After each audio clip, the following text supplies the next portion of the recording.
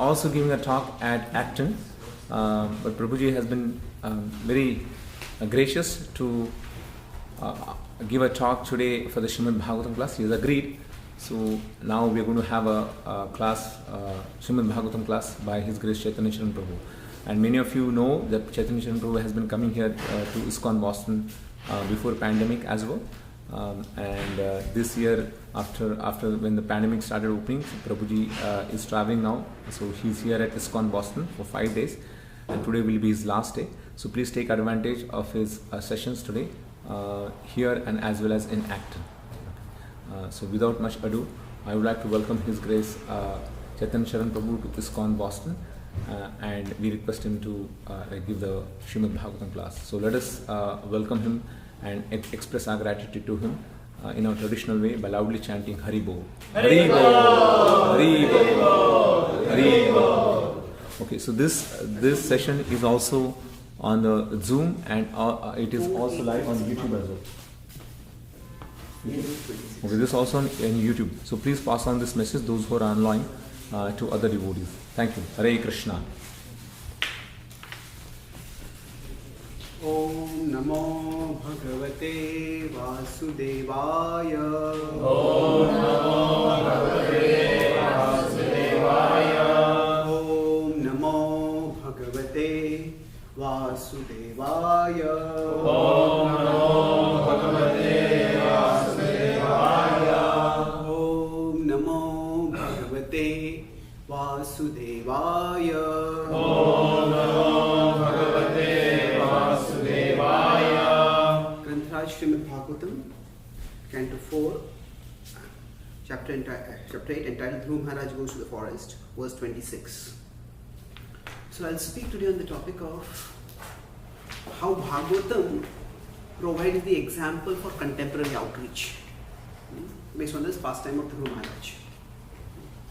So, Aho Tejah Kshatriyanam. Aho Tejah Kshatriyanam. Manabhangam Amrishyatam. Manabhangam Amrishyatam.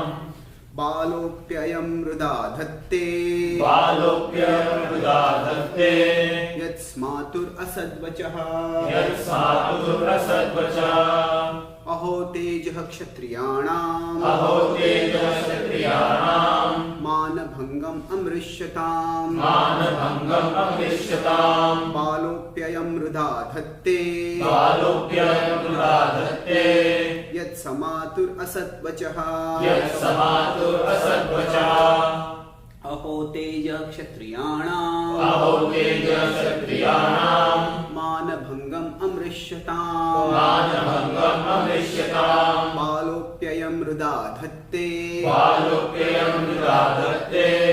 Yat Samatur Asadvachaha. Yat Samatur Asadvachaha.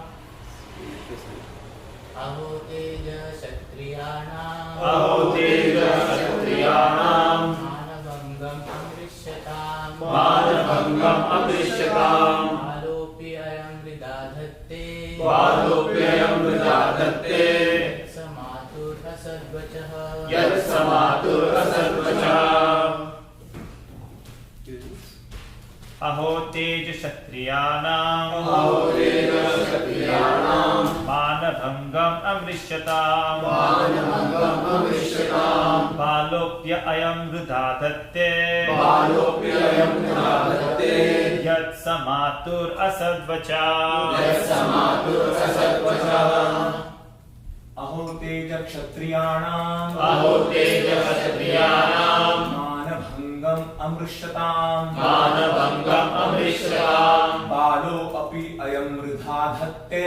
Balopyayam Vidadhatte. Yat Samatur Asadvachaha. Yat Samatur Asadvachaha.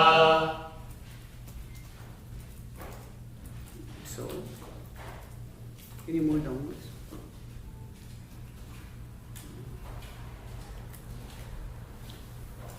Aho, Aho. how surprising it is. How surprising it is. Tejaha, Tejaha. power. Power. Kshatriyanam, Kshatriyanam. of the Kshatriyas. Of the Kshatriyas. Manabhangam, Manabhangam. hurting the prestige, hurting the prestige, amrishyatam, amrishyatam, unable to tolerate, unable to tolerate, balaha, balaha, only a child, only a child, api, api, although, ayam, this, rida, Rida, at heart, Dhatte, has taken, yet, that which, samatuhu, of the stepmother, of the stepmother, asat, unpalatable, vachaha, words. Translation and purport by His Divine Grace, A.C. Bhaktivedanta Swami Srila Prabhupada. Translation: how wonderful are the powerful Kshatriyas. They cannot tolerate even a slight infringement upon their prestige. Just imagine. This boy is only a small child, yet harsh words from his stepmother proved unbearable to him. Purport: the qualifications of the Kshatriya are described in Bhagavad Gita. Two important qualifications are to have a sense of prestige and not to flee from battle. It appears that the Kshatriya blood within the body of Dhruv Maharaj was naturally very active. If the Brahmanical Kshatriya or Vaishya culture is maintained in the family, naturally the sons and grandsons inherit the spirit of the particular class. Therefore, according to the Vedic system, the samskar or the reformatory system is maintained very rigidly. If one fails to observe the reformatory measures current in the family, one is immediately degraded to a lower standard of life. Om Jnanatimirandhasya Jnananjalishalakaya Chakshurudriyatam Yena Tasmai Shri Gurave Namaha. Nama Om Vishnupadaya Krishna Prishtaya Bhutale Srimate Bhaktivedanta Swami Niti Namine Namaste Saraswati Devi Gauravani Pracharini Virvishesha Shunyavadi Paschatya Deshatharini Vanchakalpatarubhyascha Kripa Sindhubhya Evacha Patitanam Pavanebhyo Vaishnavebhyo Namo Namaha. Jai Shri Krishna Chaitanya Prabhu Nityananda Shri Advaita Gadadhara Shivasadi Gaura Bhakta Hare Krishna, Krishna Krishna, Hare Hare, Hare Rama, Rama Rama, Hare Hare.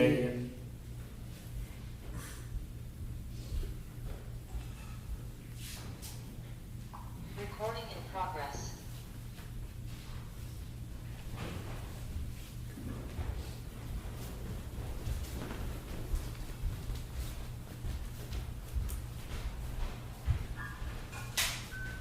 Hare Krishna. I'm grateful to be here with all of you today. And so, three things I'll speak on in today's class. First is, when we are doing, based on this particular pastime itself, appreciation, accommodation, and facilitation. So I'll explain what I mean by this. This verse, when I read it for the first time, Aho Kshatriya Tejana Manabhangam Amrishyatam. That just see how wonderful are the Kshatriyas that they cannot tolerate insult. Now, does anything strike strange to you about this verse? Intolerance is glorified. Yes, that inability to tolerate is glorified. Isn't it? We say, Amanina Manadena, Tarorapi Sahishnana. So what is going on over here? So actually speaking, this is a very important illustration of how we cannot have a one-size-fit-all formula for everyone. Krishna consciousness is universal. However, each person's Krishna consciousness is individual. The way you will be Krishna conscious will be different from the way I will be Krishna conscious. The way an Indian will be Krishna conscious will be different from the way an American will be Krishna conscious. So Krishna consciousness is individual. And here, now is tolerance not important for everyone? Well, yes, it is. At the same time, not everybody can have the same kind of tolerance at all times. Prabhupada quotes in the purport that Kshatriyas are characterized by two qualities of Kshatriyas he mentions. Yuddhe chapya palayanam, not fleeing from a battle. And the other is a sense of prestige. Now I look through the various verses, the various qualities you described in the 18th chapter. So sense of prestige is not a direct, Prabhupada doesn't use that translation. Right? It is Ishvara Bhava. Now Ishvara Bhava will seem even more damning. Because the Ishvara Bhava is said to be a characteristic of the Kshatriyas. So what does this mean? Earlier in the 16th chapter, Krishna has condemned the idea that Ishvaro aham bhogi, siddho aham balavan sukhi. He says it's the characteristic of the demoniac people. Those who think I am the controller, I am the enjoyer. And yet, Ishvara Bhav is said to be a defining characteristic of Kshatriya. And Krishna is not putting in bracket this is a bad quality. No, all the qualities are described there. They are positive qualities. Shamo Damastapa Shaucham is described for Brahmanas. They similarly is described for the Vaishyas as Krushi Goraksha Vanijyam. So, Ishvara Bhav. Prabhupada sometimes translates Ishvara Bhav as leadership. So, what does it mean over here? That different people, based on their different psychophysical natures, what we call as Swabhava, the Varna. So, based on that Swabhava, what happens is different people will have a different set of qualities. And it is possible for some people of a Kshatriya nature that they cannot tolerate disrespect. And that is why, if you see, our philosophy is amanina manadina.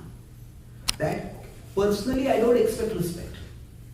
I was in one temple, I won't mention which country, and there the leader of the community was a very senior devotee, a Prabhupada disciple. And he specialized in publicly chastising everyone. Anyone who do wrong, publicly chastising everyone.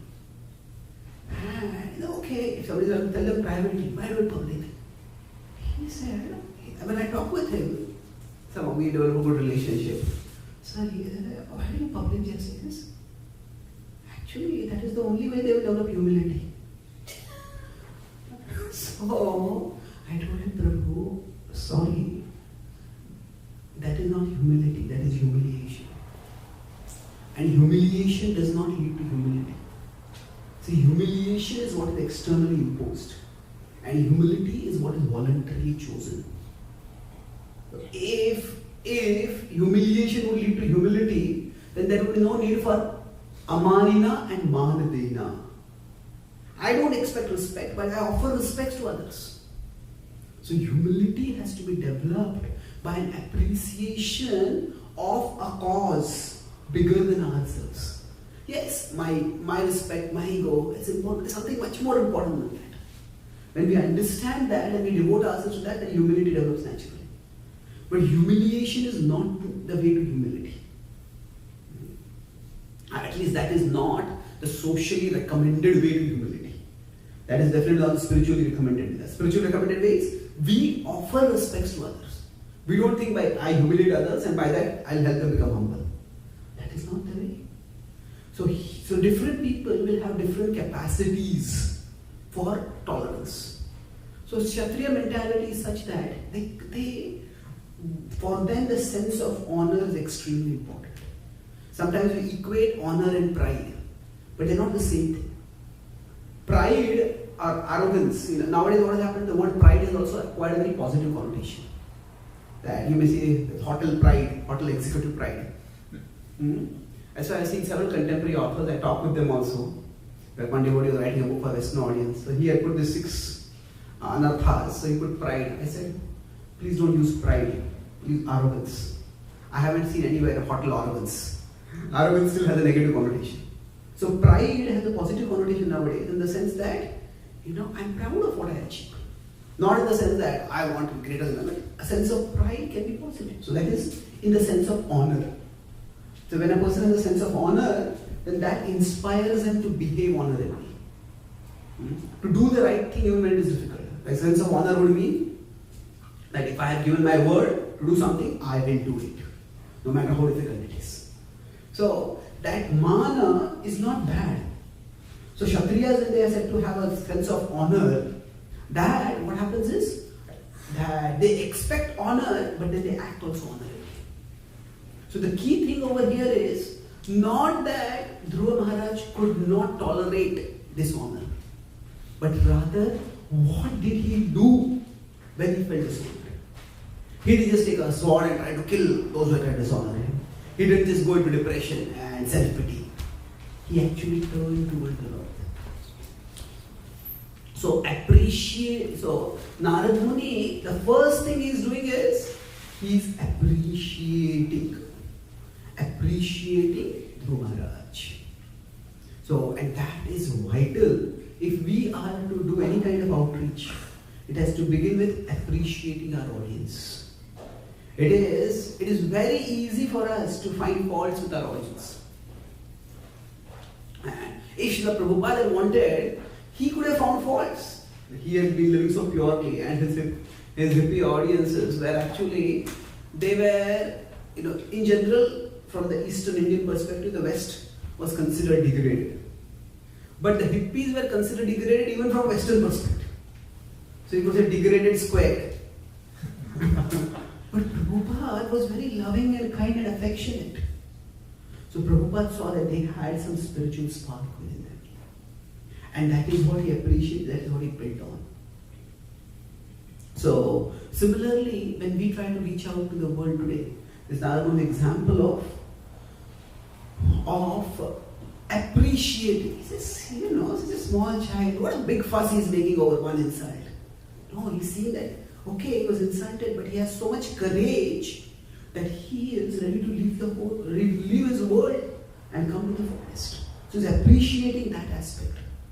So in the Vedas, in the Rig Veda, they are saying the prayer to the Lord, "Oh Lord, let my first thought about everyone I meet be positive." And this is, I would say, a vital requirement for any preacher.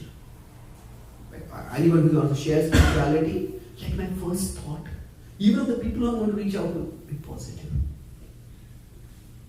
If we see in today's world, we may very easily start, we can find faults with people. Oh, they don't have respect, they don't have any sense control, they don't have any sense of, so many things we can find out. Well, that may be true to some extent, but that's only a one-track mind.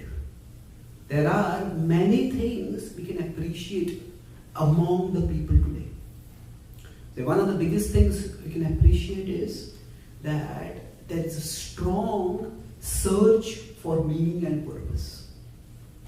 That young people in general, but especially young people. By young people, I would say people of my generation and certainly people after my generation. So all of you probably, more or less, most of you. So they want to do something meaningful in life. In the previous times, when many people had far more economic anxieties, and especially if you consider from India, and maybe before the Second World War in America also. And when people had a lot of economic anxiety, the concern was, will I just get a job? And if I can get a job, like if in India somebody got a government job, they say, "Abhi, tumhara zindagi ban gaya, your life is set." Because now you are safe throughout your life. But there was primarily the struggle for existence. And just getting some stability in one's life, financial stability, social stability, that was considered very important. But now, as there has been, relatively speaking, greater standard of living, improved standard of living, and relatively greater stability, financial stability. Of course, how long it will last is a question. But as it has been there, see, when Prabhupada came in the 1960s, that is the first time when America had a generation where people were not worried about the basic necessities of life. Because after in the Second World War, America had the least casualties and the maximum prosperity. Because it provided weapons for all the allies. And of course there were casualties in America also, no doubt, but relatively less. And America became very prosperous. It became a very great superpower at that time. So this generation grew up with, they already had, okay, you should have a good house, you should live in a good community, you should have good education, you should have respect in society. Yeah, all that was there already. What more is there in life? That's what they were looking for. And this I also see significantly among second generation Indians in America. That means the parents who came here, they had like Vyavasayatmika Buddhi, Ekeka Purnandana. And one purpose. We come to America, we want to make it big. We want to be financially successful. But the generation of children who are born in America, Indians born in America, they are not that obsessed about career and wealth. They are, of course, you can say they are definitely much more concerned about these than American children. Children of Americans or their peers. But what has happened is, within one or two generations, that goes away. Now, that doesn't mean they become irresponsible. They actually start looking for something more than material pleasure. So there is a cultural trend that is what is called as material and post-material. There is material civilization, material culture, and post-material culture. Now, post-material is not spiritual intrinsically. It is not non-material. It is not that the people who are the younger generation is post-material. They don't want wealth. It's not that they want to live in poverty. It is not that they are free from sensual desires. But that doesn't occupy their mind constantly. That doesn't consume their mind. That is not what is driving them constantly. They are looking for other things in life. They are looking for what will make their life meaningful. They are looking for what will bring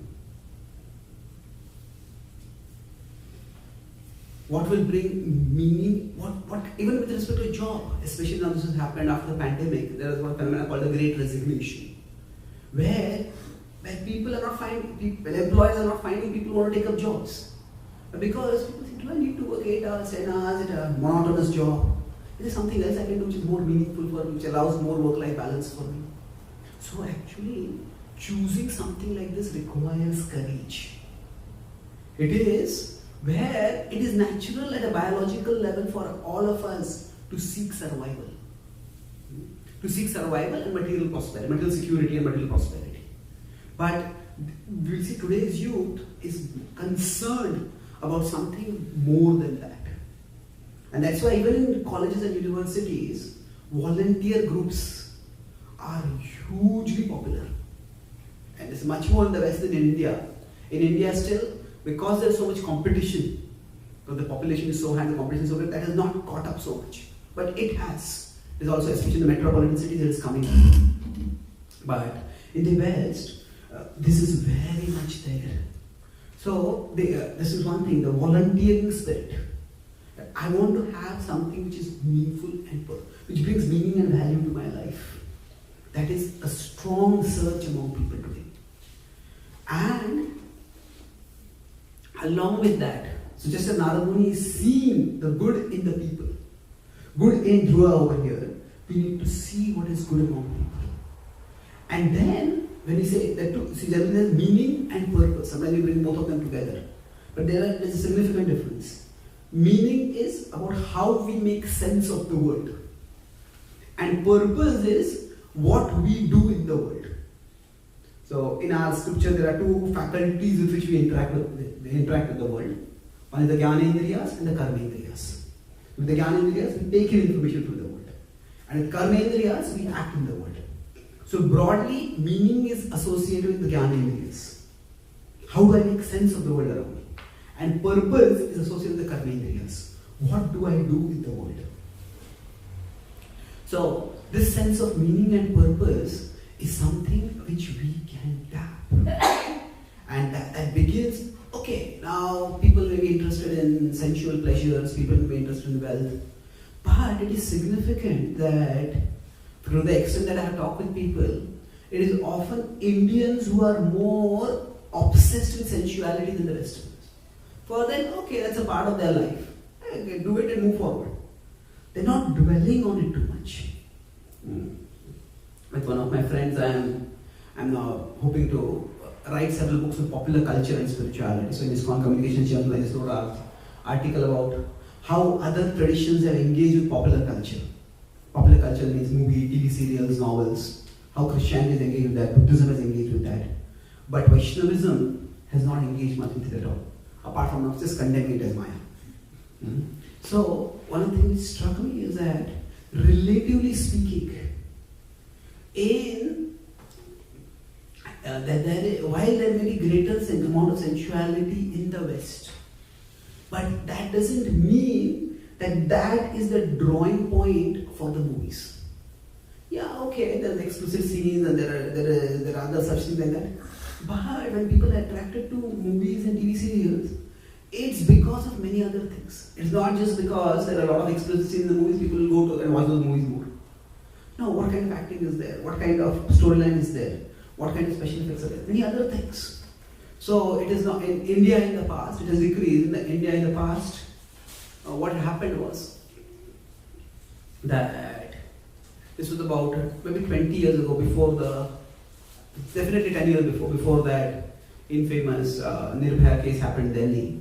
Actually, Bollywood had a culture of depicting rape scenes. And every movie, till around 2000, every movie would have at least one rape scene. There was one person, one actor, he is called the rape king of Bollywood. Sorry? Who? Prem Chopra. Yeah, so I don't want to mention the name, but okay. So it seems that he has depicted in his movie something like 2000 plus rape scenes. That means one movie had 11 rape scenes. And rape scenes were seen as a surefire way of getting the audience to come, to attend. What is the perverse pleasure? That psychology I don't want to go into. But the point I'm making is that sensuality was a very easy draw for money. But that doesn't work so well in the West. Now, I'm not saying that people in the West are not interested in sensuality. No. But that is not the prominent thing in their lives. We may be thinking about that, oh, this person has engaged in unrestrained sexual activity and things like that. I don't even like to use the word illicit sex, because that presumes a moral standard which the audience has not accepted. It is unfair to judge anyone based on moral standards that they have not accepted. If you consider Islam, or even the Abrahamic religions in particular, but Islam in general, in the Quran it is said Allah will forgive all sins, but will never forgive one sin. And that sin is the sin of idolatry, of worshipping idols. And that's why they consider, at least those who are fundamental Muslims, they consider that Hindus are non-forgivable, because worshipping deities is central to their worship. Now, just as we wouldn't like to be judged by a moral standard that we haven't accepted. Now we will explain that, what you are saying is not, because what we are doing is not idolatry, it is deity worship, it is different. There's no mention of that in your tradition. But if somebody just judges us based on moral standards that we don't accept, then that will be unfair to us. So the same applies to others. So appreciating this first, I was saying two things. First is that the sense of meaning and a sense of purpose. So sense of meaning means what? That people are very much open to worldviews that help them make sense of the world. And if we can offer a meaningful worldview, and second is purpose, if we can help them do something valuable with their lives. Okay, you can do this and you can make a difference in the world.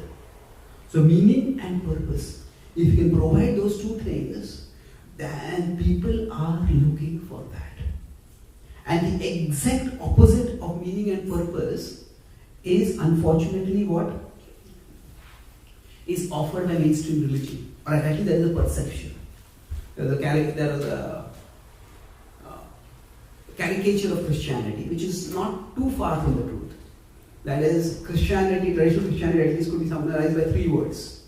Pay, pray, obey. You come to the temple, pay, give your tithing, give your donation, pray. Pray to God, and that's it. Obey, and do whatever you are told. And they had a very vision of a very cruel God. Not a cruel God, a judgmental, a harsh God who would punish and send all those who disobeyed to hell. And there are many sociologists of religion who talk about how it is the Vedantic tradition of India which has led to the softening of the conception of God in Christianity. If you see many Christian movies or Christian novels, they say that some young person is grown up, used to go to church in their childhood, and they would hear about a God who was judgmental, who would send the sinful to hell, and that put them off from religion. And then in their youth, maybe some friend, some colleague, or maybe their partner invited them to church and they came. And here the pastor was speaking of such a loving God. It's very different from the church that they heard in their childhood. So what happened over here was that actually Christians observed what Vedantic teachers were doing. Not just my Prabhupada, any others also who came. Not just the Prabhupada, but and he said that they were talking about a loving God. And then they drew from within their tradition. Yes, God is judgmental, but God is also loving. So, and they focused on that. So the point is that there are different ways that within a particular relation there are many different resources. And we need to draw upon the right resources. So first part I was going to say about appreciation. We need to appreciate people. So some people say that nowadays people don't have much of attention span. And well, maybe it is true, but not entirely. There are podcasts which go for 2-3 hours, and some of the top podcasters, every podcast they have a 500,000, 1 million views. There are, last time I just checked, there's something like 2,500 philosophy websites on the net. And these philosophy websites are actually, they don't talk about Vedic philosophy, for philosophy is Western philosophy mostly.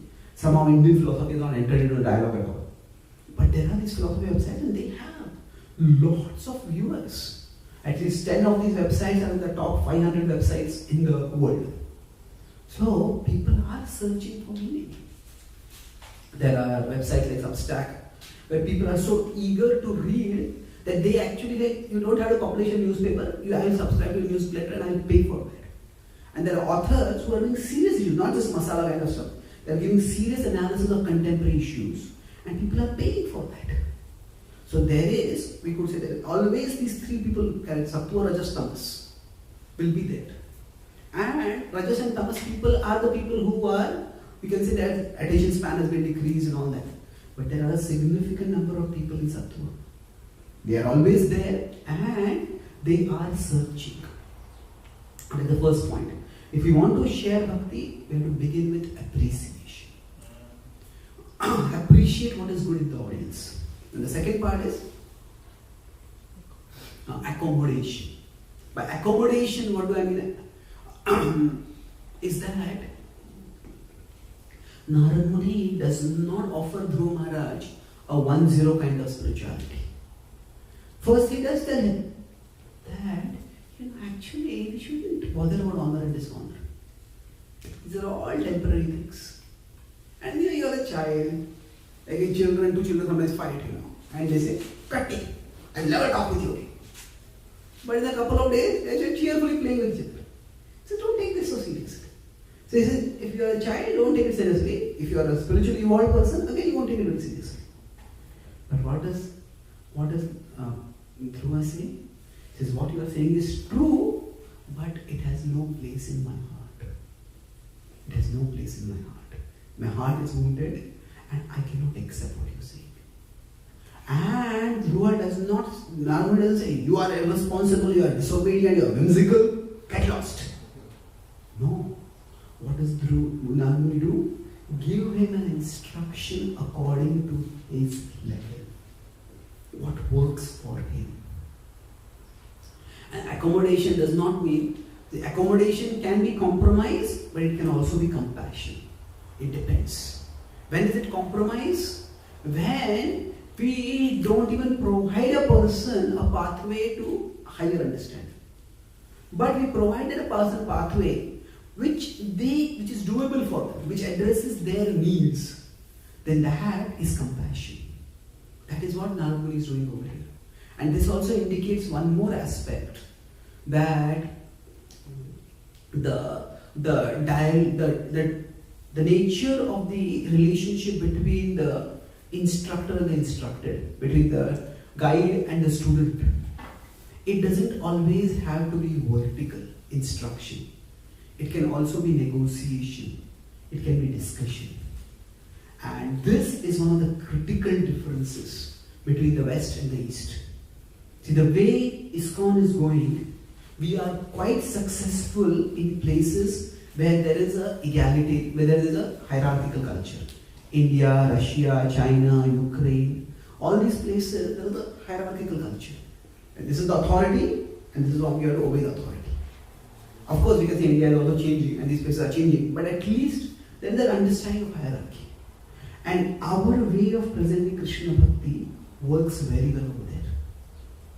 But that doesn't work in the Western world. The Western world has become much more egalitarian. Egalitarian means we are all equal. Now, of course, how this equality actually works out for human society, that is a different question. But the overall ethos is that it's egalitarian. And is it that egalitarian means that it's based on equality, that everybody is equal basically. So with egalitarian people, like one devotee was asking me recently, before I started my American tour, Radha Gopal was giving a class, he said that today there is no culture of respect. Young people don't respect him. I said, not exactly. He says that in today's culture, respect cannot be presumed. It has to be earned. It is not that people don't respect. But just because you are old, that doesn't mean you are wise. Just because you are old, that doesn't mean I have to respect you. Just because you are an authority figure, doesn't mean I have to respect you. If in the past, if say somebody is having some position of authority in a religious organization, somebody is a brahmachari, somebody is a sannyasi, somebody is a mathadipati. In traditional cultures, that itself would give respect. But in contemporary cultures, no. So what? People are not interested in religious institutions and religious authorities, because in religious authorities means you don't think for yourself. You just toe the party line. In fact, that's one of the key differences which I see is that for a Western audience, the more scripture you quote, the more you lose credibility. Because for them it is, can't you think for yourself? Can't you think for yourself? You're just quoting somebody else. Are you just like a robot to whom somebody else is speaking? Now, does that mean we shouldn't quote scripture? No. The point is, how do we quote scripture? Are we able to meaningfully address current issues? Are we able to meaningfully address concerns?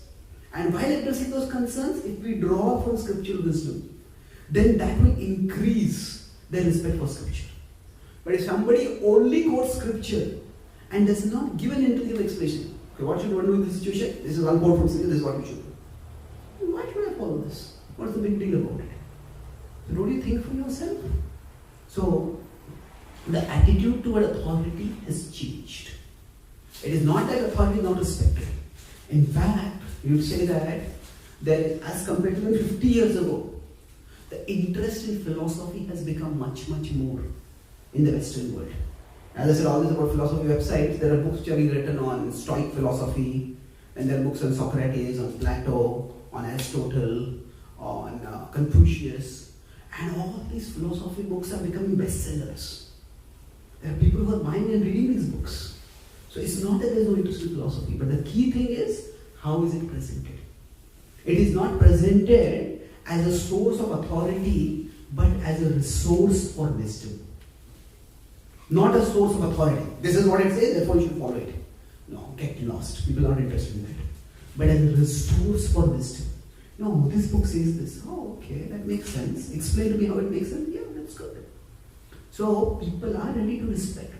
But respect has to be earned. And that is why negotiation, discussion is required. We can't just give instructions. And the significant thing is, this is not just in the beginning. This is something which goes throughout. It goes throughout means that people have had a lot of bad experiences with authority figures. And it's not that, okay, I surrender to authority now, that's what I will follow right life from. No, the authority has to be continuously proving themselves to be trustworthy. then they'll keep following. Otherwise it is difficult. So in one sense, this is a good thing because the authority also cannot very easily start abusing power, cannot start exploiting. Because if they do, then people will expose them, at least people will reject them. So that is so accommodation does not, when I say the first part of the appreciation, second was accommodation. Accommodation does not mean that we compromise.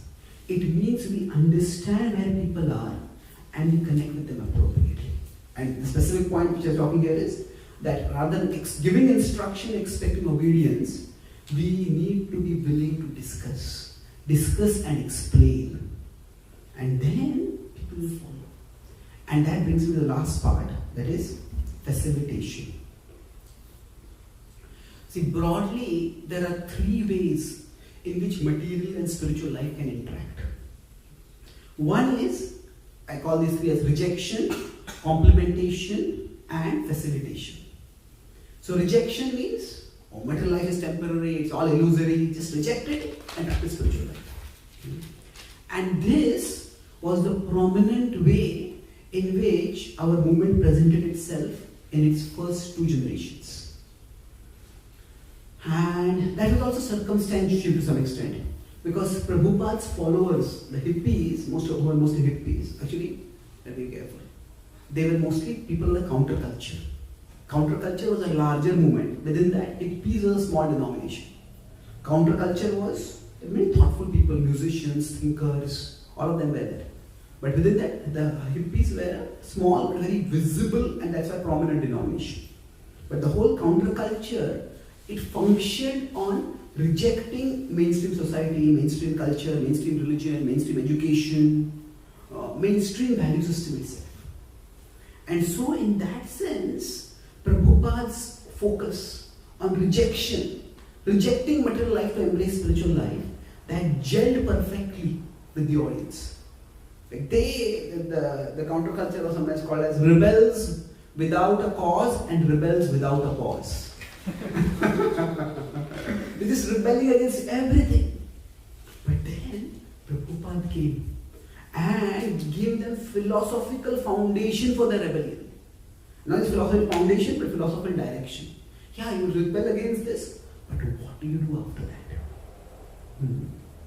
However, this is an important point to consider, that Prabhupada, when he came back to India with his Western followers, we sometimes say that Prabhupada went to the West and brought Western people and then he attracted Indians through that.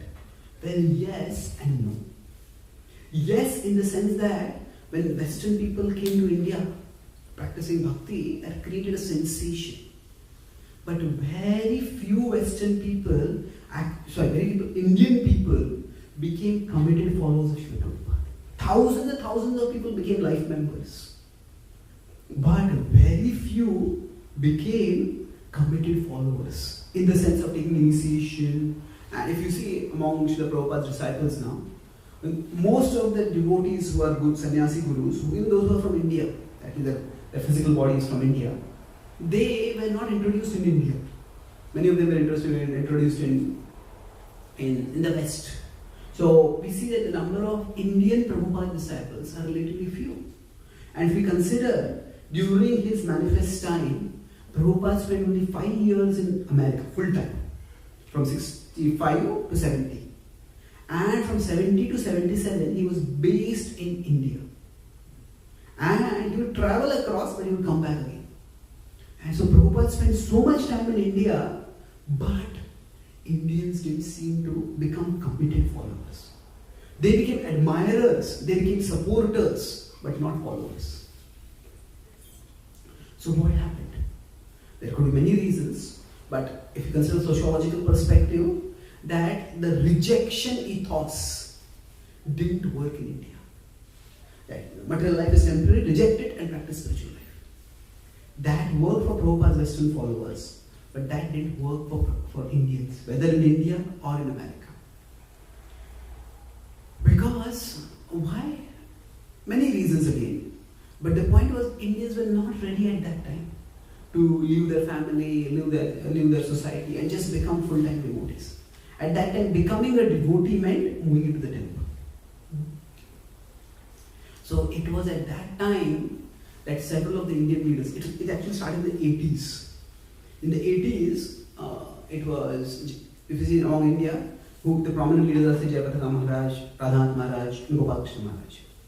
And all of them, Jayapataka Maharaj was one of the pioneers in this. He focused in our tradition on Mahaprabhu's instructions of Kurma Brahmana. Sthane sthita shuddhigatam. And you don't have to renounce the world, you stay in the world. And then Radhanath Maharaj developed congregation communities. Now, of course, brahmacharis are there. But if you go to Chowpatty, from outside in Radha Gopinath temple, you may know all the brahmachari preachers. But if you go there, the congregation is far, far bigger. And they are also very influential congregation leaders also. So the point is that rejection, that's one model. The other is complementation. Complementation is material life is good, but it's not good enough. Material life won't give you fulfillment. It will not bring meaning and value and purpose to your life. So you can have material life, you can have your career, you can have your family, you can have your social prestige, but you need something more in your life. So that is the prominent ethos that ISKCON has adopted now. Slowly that happens. As we become a congregation movement, we need to focus on complementation, not on rejection. And when this happens, what happens? That people have natural material desires. Actually, I don't even like the word material desires. Because it's such a big, what do you mean by material desires? If somebody wants to earn money so that they can have the biggest house in their locality or the biggest house in their community, and somebody wants to earn money, because their son is dying of cancer and they desperately want money. Are both desires at the same level? You can say both are material desires, but are they the same level? In material there is a huge difference. In material there is sattva-guna, rajoguna, tamoguna. So we need to recognize that all material desires are not the same. And it's like in America, some people ask, are you an Asian? I don't know a single Indian who will say I am an Asian. That category doesn't exist in Indian mind. Because Asian, there are Chinese, there are Japanese, there are Filipino, there are Middle Eastern, there are Sri Lankan.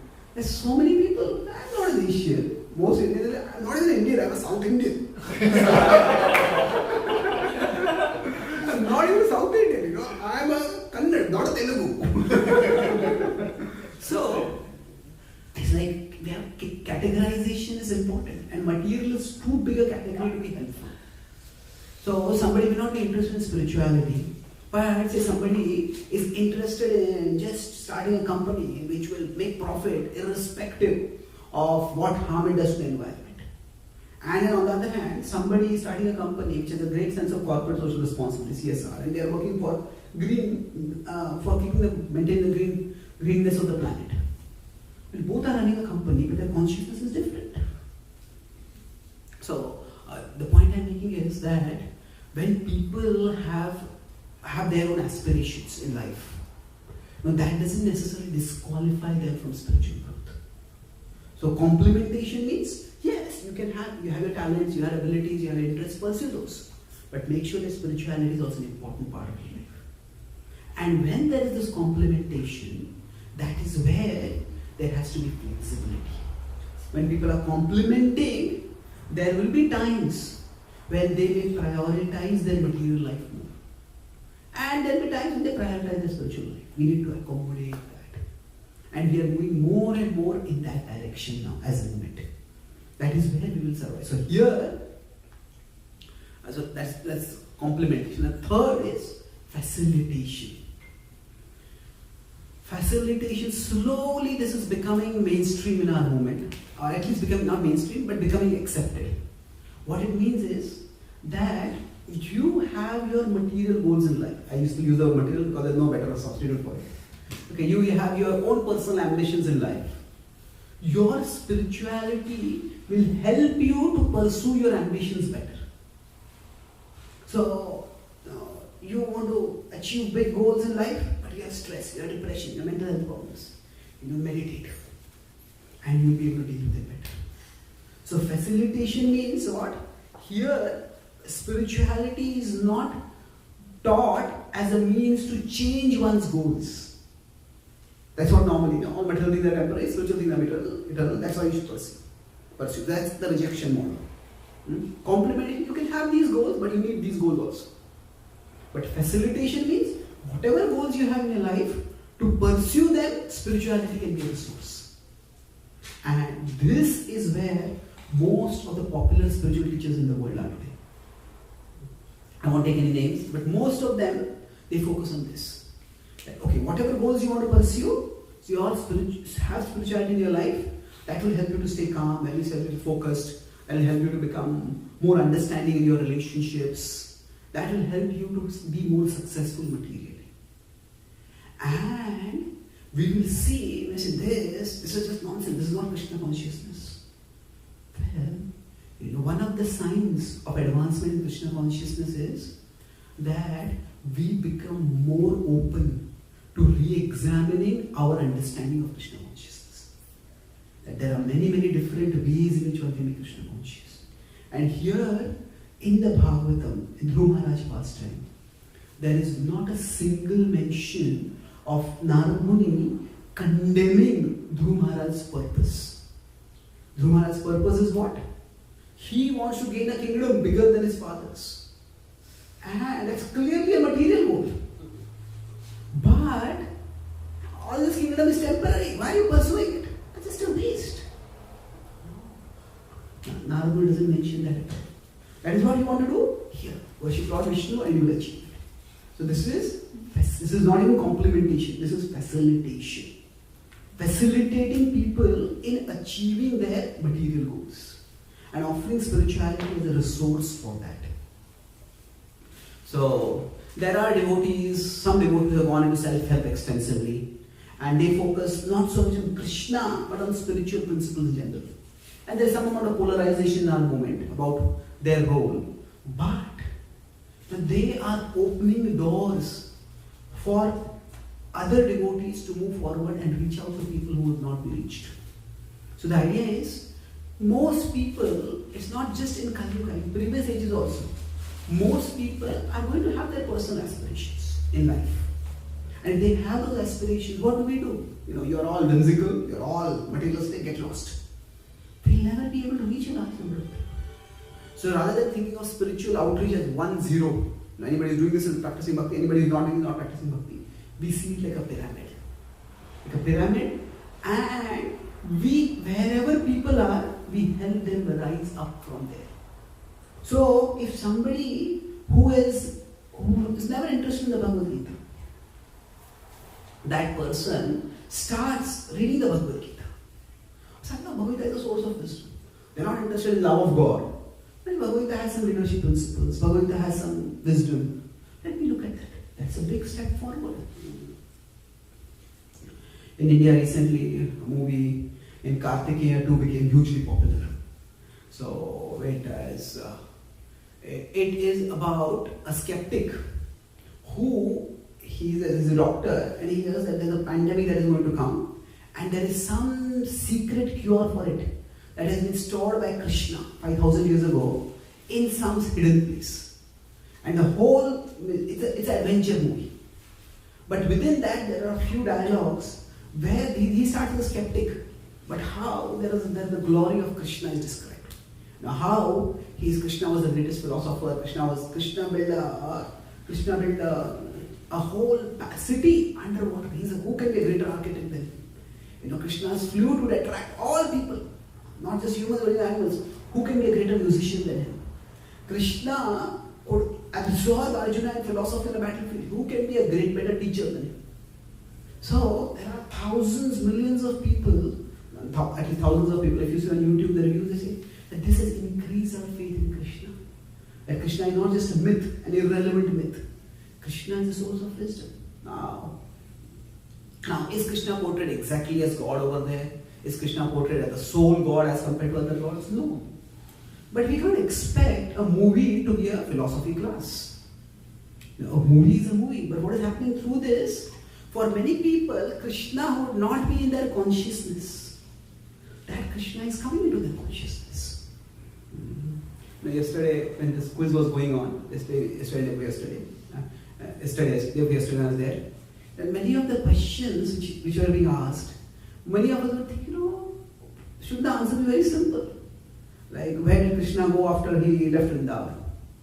So, these are obvious answers. But no, many people don't know all those answers. So, at least get Krishna into people's consciousness.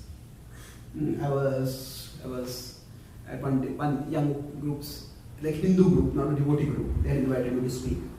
And they asked them, do you know about Narasimha? I said, yeah.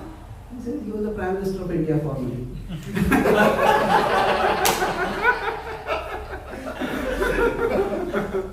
So, we cannot have a 1-0 approach to spirituality. So, as devotees who are interested in direct Krishna Katha, there is no need to watch movies like this. But for those who are not going to hear direct Krishna Katha, let Krishna come in their consciousness. And if devotees are going to be in society, if devotees have their social life, and you have to talk something with your colleagues, well, instead of talking about simply mundane news and politics, if we know something about a movie like this, then this can be a launching pad for talking about Krishna. And there are a lot of people who are interested, what are the evidence for the historicity of Krishna? And is Krishna really a historical figure? What is the evidence for that? All that is coming up. So this is the idea that facilitation. Rather than, so what happened was, why this became a controversy in Kartikeya movie, its premiere happened in ISKCON Vrindavan. And some devotees said, this movie doesn't talk about Krishna as Supreme Personality of God. Prabhupada would be displeased that such a movie is being released in ISKCON Vrindavan. Really? Well, maybe do you have a hotline to Prabhupada to know what will please Prabhupada and what will displease Prabhupada? Well, this, I would say, is one of the most presumptuous statements that anyone can make. Okay, you can say that, I don't think this will please Prabhupada. But to say that this will displease Prabhupada, that presumes that you have a complete understanding of what Prabhupada is, and the other person has no understanding of Prabhupada. Now this is, Prabhupada will say, Ati Bhakti Chodera Lakshana. Too much devotion is a sign of a thief. So here, faithfulness to Prabhupada is being used as a weapon to demonize others. This is faithfulness to God. You're not doing this, therefore you're not faithful to Prabhupada. And therefore, if you want to be faithful to Prabhupada, follow me alone. You cannot follow any others. In fact, there's one guru in ISKCON, his disciples claim, let's not get into that, sorry. The point I'm making is that facilitation. Facilitation is different people will be at different levels. And according to their level, if somebody is pursuing material goals, then help them see spirituality as one resource in pursuing their material goals. And when that happens, this is where I conclude this point that our devotee children, most devotees have taken spirituality with the approach of complementation. Yes, I have a material life, but I want spiritual life also. That approach of rejection, I personally feel like the phase is more or less ending. Even in India, maybe for 10-15 years, we'll be able to make a good number of brahmacharis. But the way we were making brahmacharis in 2000, we're not making like that in 2010. And we won't be able to make it in 2020. That's a phase. There are some times in the history of the universe where you can say that souls who are more inclined toward renunciation will come. But they have never been the majority. I did a study of the Mahabharata and the Ramayana. It's only 1% of the sages in the Mahabharata and the Ramayana are actually renunciates. 99% of sages, even in those epics, are actually sages who are married. They have their spouses.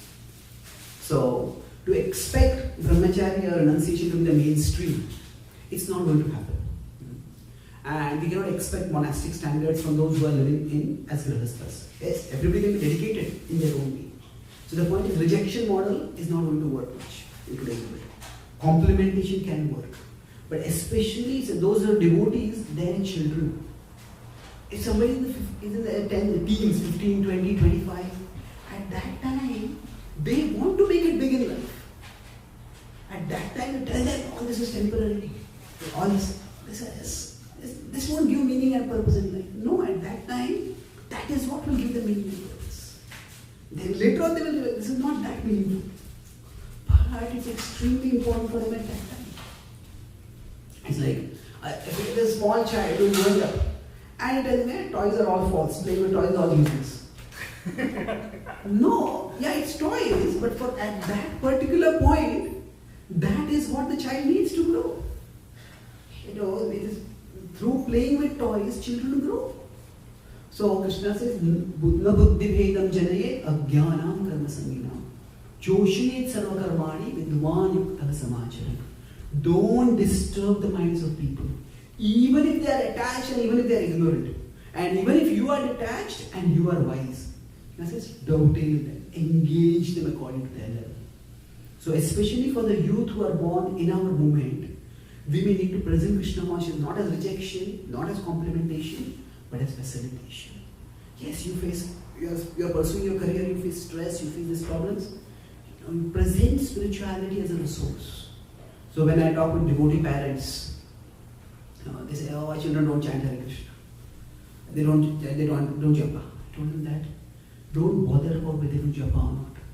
Focus on making sure that they have happy memories of bhakti. That is the biggest thing you can do for your children. Give them happy memories of bhakti. When they come to temple, they danced and they sang and they played with friends and they had prasad, maybe they did some dramas and they dressed up for the drama and they had costumes and everybody cheered their part. Let them have those memories. Because eventually they are going to choose. Right now you can push them to chant, but after they go 15, 20, when they grow up, they are going to choose. And if their primary memory of Krishna consciousness is, "Oh, I was always forced to do things that I didn't like to," then they will not choose Krishna consciousness. So what unfortunately Christianity has gone through, Christianity portrayed God as a very cruel and demanding God, as a harsh and judgmental, not cruel, judgmental and demanding God. But now they are portraying a loving God. That same evolution we as a movement need to go through. That for kids, what happens is, for them, they don't understand the philosophy. And all that they see is, Krishna consciousness, don't eat this food, don't watch this, don't play this game, don't do this. And just because don't.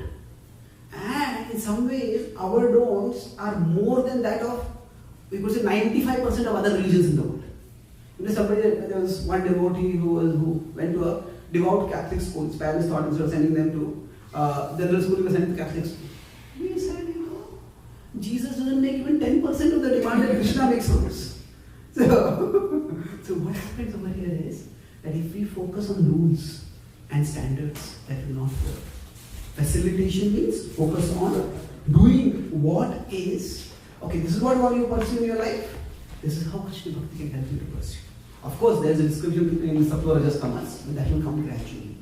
And those same children who in their teens may not be interested in Krishna consciousness, if they have favorable memories, when they come to 20, 30, 35, 40, they will come towards Krishna consciousness.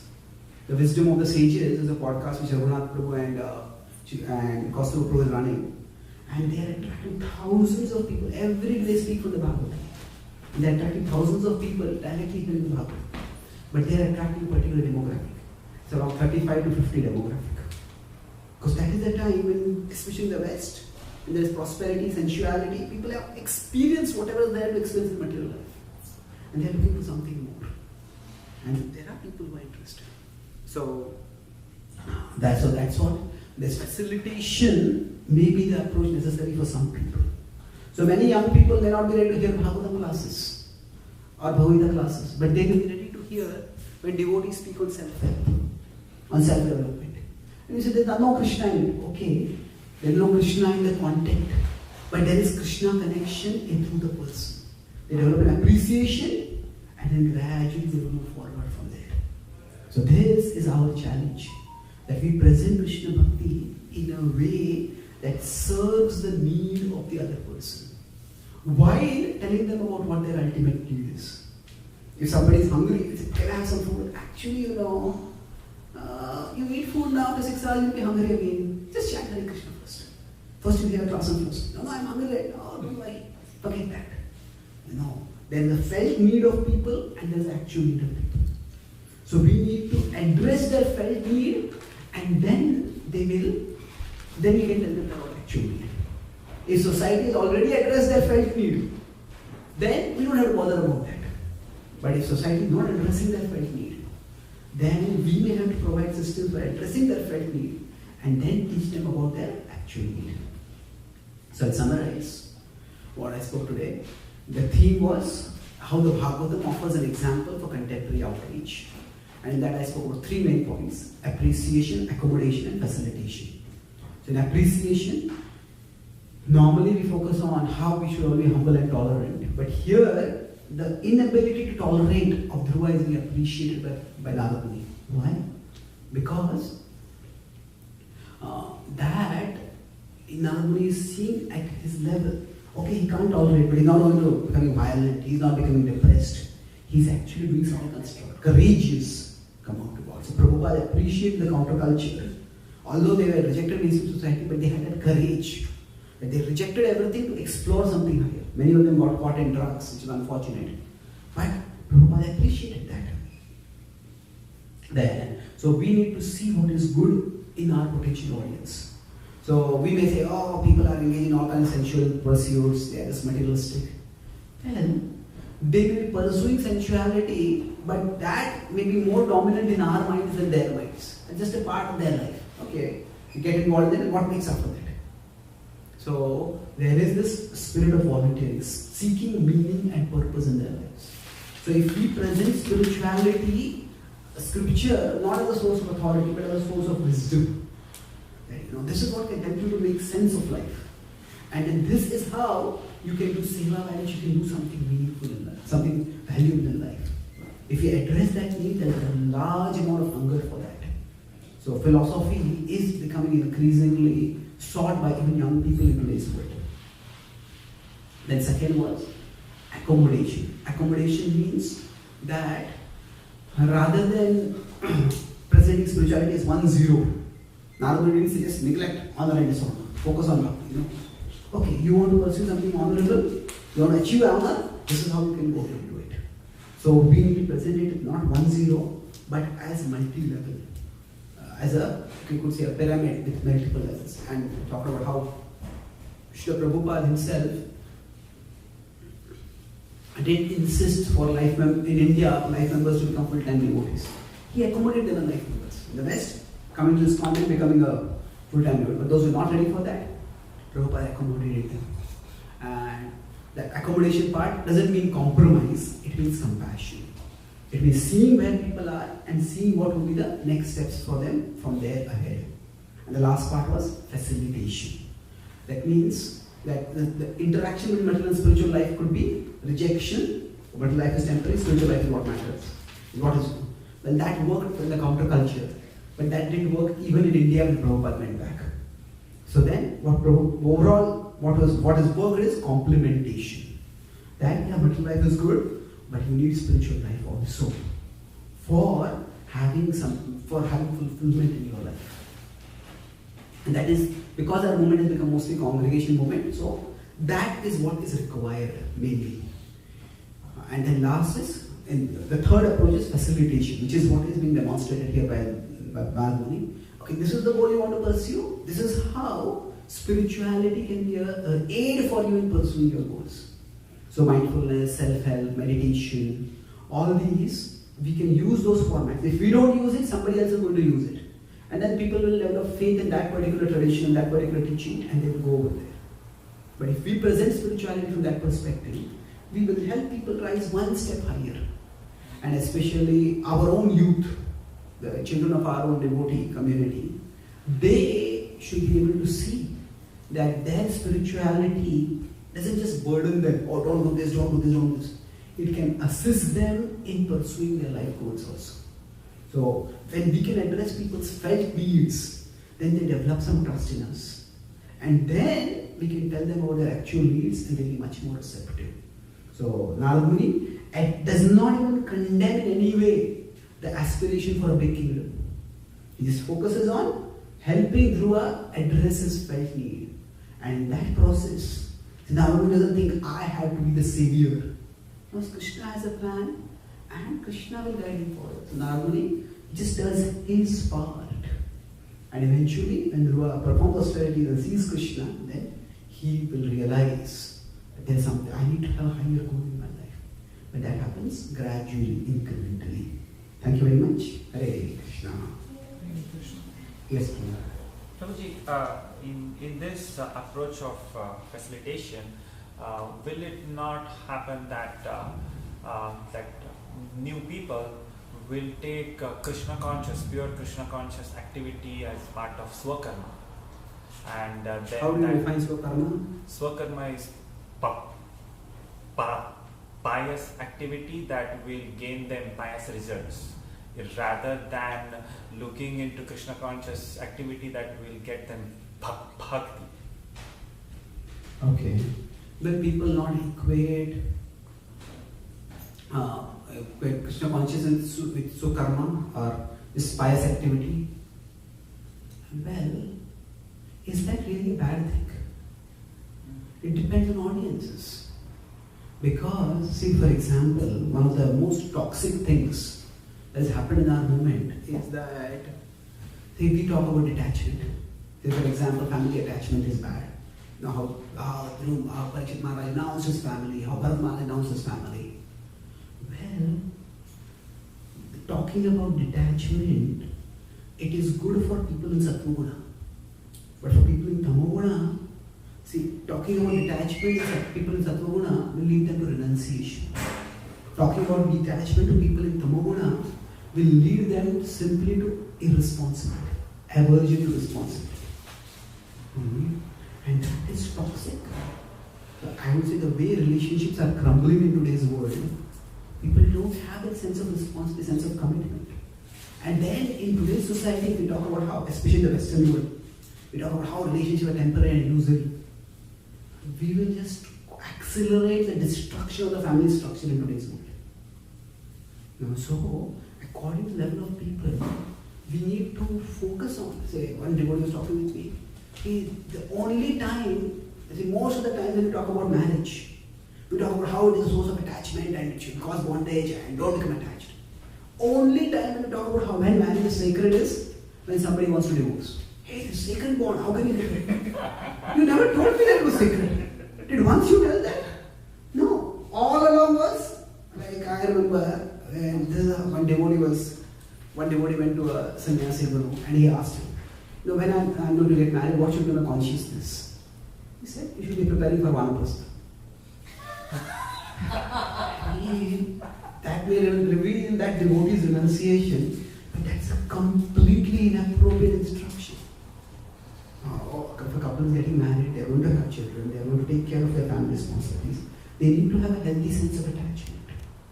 So rather than we focusing on whether we are giving the highest truth, we should focus on, are we helping people?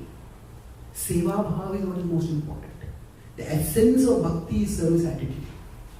That is, suppose we go to a doctor and say, hey, I have got some stomach upset. And that doctor is a neuroscience specialist. And that doctor says that, actually, based on your head, I'm going to do some CT scan for your brain and tell you what is wrong with your brain. But I have pain in my stomach. No, but I am a neuroscience specialist. You should know how expert I am. I don't care how expert you are. Can you address my problem? So sometimes our very concern with purity can rob us of our compassion. I want to give pure teaching, but are you helping people? So it can be quite toxic. Okay, see, if you see both Arjuna and the Parikshit Maharaj, Bharat Maharaj, they were already in Sattva-guna. And in Sattva-guna, when you talk about renunciation, they understand a detachment. They understand there is something bigger in life. And I should be pursuing that. But for somebody in Tamoguna, detachment simply becomes an excuse for not taking up responsibility. So my understanding is we should focus on addressing the needs of people. What does this person need for raising that consciousness? Now, of course, in our temple Bhagavatam classes, in our Bhakti Shastri, Bhakti Vaibhav, that time definitely we should be talking about our philosophy, our direct Shastras, then we'll be giving that philosophy. But when we are speaking to new people, our focus can be, how can I raise this person's consciousness? A little bit. How can I help this person at whatever level they are at? So, in today's world, people don't even have respect for punya. Why should one act piously? So helping people to act piously is also important. It's very important. Like one devotee, I remember, he would say that in the West, if you consider young people practicing bhakti, in the West the obstacle was Mahapap. The people have got so much sensuality. But in India, it is Mahapap. It is the mother and attachment to mother and father that is the biggest obstacle to spirituality. Now, are to do the same thing? Are to do the same thing? You know, if somebody is just getting into illicit affairs and who's wasting their life, and somebody is concerned about taking care of their parents, are to do the same thing? There's a world of difference between the two. Now, you can say, okay, from a spiritual perspective, that's what is obstructing them. But is that the only perspective to consider? Bhaktivinoda Thakur says that we shouldn't even equate Rajoguna and Tamoguna. The two are very different. What to speak of equating all the three gunas? So he says that Rajoguna sometimes may be a vital antidote to the poison of Tamoguna. How I explain this is, consider a Rajasic parent and a Tamasic parent. See, Tamasic parent, Rajasic parent, they put a lot of pressure. You know, you study hard, I'll provide you this facility, and you can do this, and you get into this college, and you do this admission. They may be very materially ambitious, and they may put a lot of pressure on their children. But these parents will move heaven and earth to take care of the children. You know, if the child falls sick, they will be ready to go to any length to take care of the children. A Tamasic parent would be somebody who is stoned on drugs. And their only concern is, where do I get money for drugs? They don't even know that their children exist. And their children have to fend for themselves. Are both parenting the same? They say neither of them is Krishna conscious. But from the perspective of functioning of society, Krishna consciousness is not the sole concern. Krishna, he comes dharma samsthapanarthaya. He is not coming prema samsthapanarthaya or bhakti samsthapanarthaya. Bhakti is those who want, they will take it up. But dharma, basic order in society has to be maintained. Basic order of morality, of responsibility. And so we cannot equate sattva, rajas and tamas. So, if people equate us with piety, is that a problem? Not necessarily. If at least by that, they say, you people have some wisdom. That is good for them. But there should be some sources where people get spiritual wisdom also. So the idea is, you can consider pyramid. Say when I speak to new people, if I'm invited to speak in Intel or yesterday I had a talk for Amazon. So the way I do it is, maybe 50 to 70% is sattvic wisdom. 35% is, you could say, spiritual wisdom. Spiritual wisdom means I talk about the soul, observe the consciousness, and the observer of consciousness. And depending on audience, I may bring in divinity. Sometimes I don't bring in divinity at all. But it's a pyramid. So we need to give people what they need at their place. Srila Prabhupada would go on morning walks. He would not greet people on morning walk Hare Krishna. He would greet people, good morning. Good morning. Why? Because there, Prabhupada was not, he wanted to be a gentleman with them. Respect of gentlemen, how does he condemn themselves? So Krishna consciousness has many, many concerns. One of them is giving pure Krishna consciousness. Another is just raising people's consciousness toward Krishna. Prabhuji, the follow-up question. Okay, yes, completing this point. Yes. Consider 7 purposes of ISKCON. Only one of those purposes mentions Krishna as a divinity. You know, to bring people closer to Krishna and closer to each other and closer to the Supreme Person Krishna. And the second purpose is to erect a place of worship for Krishna. But not only, but several of the purposes not mentioned about Krishna at all. The first purpose is to correct the imbalance of material and spiritual balance in society by providing systematic spiritual education. So there is, within Prabhupada's vision itself, there was quite a significant level of inclusivity. Prabhuji, in this here, as a follow-up question, so for the new crowd, now we sometimes have an expectation that within a year they will start chanting and they will come to this stage of renunciation in their life. But if we go with facilitation and complementation, it looks like that it's going to take a very long time, and it's a very slow process, and there is a lot of the relationship that needs to be built. So and now in these two choices, like who to approach, like someone which is quick, the fruit, hanging fruit, and we go to that, and the other crowd is excluded. Yes, that's true. It's a difficult question. I think it will depend on one's position and one's disposition. If we focus on, if we accept people to come to a particular level of dedication, I don't necessarily renunciation, but dedication within a particular time. And if we focus on complementary facilities, that may not happen. Yes, that's true. That's why we need different devotees who are doing outreach in different ways. So yes, there will be people who will come to a particular level of dedication in a particular amount of time, but there will not be many. Now, if we could have some other structure, some other system, some other devotees who could take care of the needs of others. If they want, we often talk about how many people I made devotees. Well, that's good to consider, but have you ever considered how many people did not become devotees because of the way I presented bhakti? If I presented bhakti only as rejection, then there were many people who could have been accommodated to who could have found a place in bhakti through the complementation approach. I didn't present that, but they went to me. There's no count about that. When I travel somehow because of the way I present bhakti, there are many devotees who come and meet me and they say they are like the collateral damage of ISKCON preaching. Because of the preaching that we are doing, those people who feel very hurt, who feel very alienated because of 1-0 approach, then they will take something from the Krishna conscious movement and they will adapt it in their lives. They will not become devotees. Prabhupada himself set the example by accommodating life members. He provided them a facility for moving upwards. He did not insist on it. Life members, they give some financial contribution. And they had the facility to come and stay in the temples and participate in the temple spirituality and get inspired to move forward. Prabhupada saw that even with his Western followers, Indians were not ready to take up serious spirituality. Prabhupada did not condemn or reject them. Prabhupada sometimes expressed disappointment.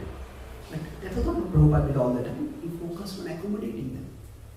So yes, if our personal disposition, if our particular position, social role requires that we focus on particular kind of outreach, that's fine.